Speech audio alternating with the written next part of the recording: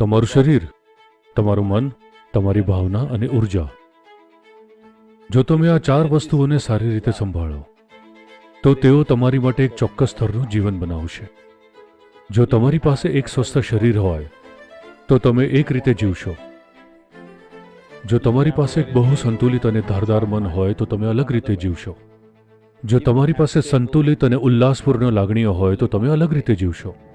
જો તમારી પાસે ઉલ્લાસથી છલકાતી ઉર્જા હોય તો તમે અલગ રીતે જીવશો.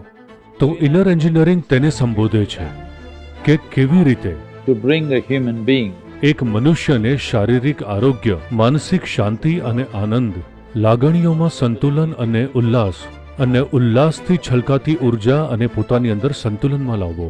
જો આ મળી જાય તો તમારી પાસે ઘણે ખરે અંશે સંપૂર્ણ મનુષ્યો છે જેઓ પોતાનું જીવન પૂરી રીતે જીવશે.